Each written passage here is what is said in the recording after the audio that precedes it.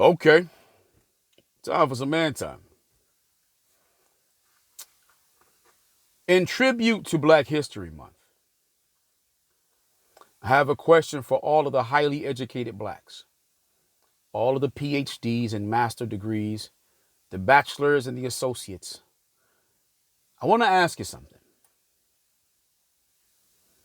If if blacks owned land and towns, and in those lands and towns,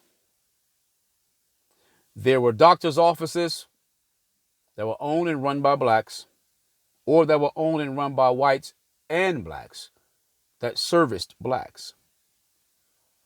There were black owned restaurants or houses where people sold food out of their homes that serviced blacks. If there were mills and all sorts of businesses, banks even, that were owned by blacks or whites who had blacks working for them that serviced blacks. But during that time, it was segregation in these areas. Then white liberals came into the fray. And when they came into the fray and was marketed by Edward Bernays, who's the nephew of Sigmund Freud, along with some other people. And it was funded by bankers, Zionist bankers. And they convinced blacks, Stokely Carmichael, Martin Luther King, etc., etc., etc., who at one point were college students that was jumping onto these liberal campaigns. And those liberals convinced these men and women to change their names and to protest to be desegregated and integrated into the white community. Notice I didn't say that they were convinced to do these things so that they could desegregate to bring the whites into the black community.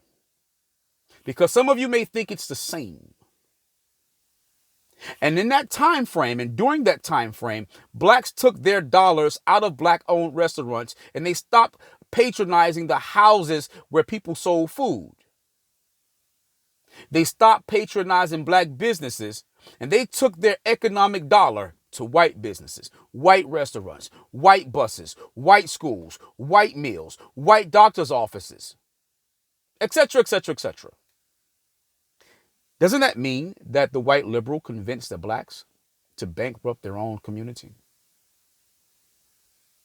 Doesn't it mean the white liberal convinced the blacks to bankrupt, to take their money, their dollars, their support, their currency, their economic stronghold, and bring it to the white community instead of the whites coming to the black community to make the black community's economic stronghold stronger? I don't know. I'm just asking in light of Black History Month. Anywho, like, comment, share, subscribe, and help me understand it.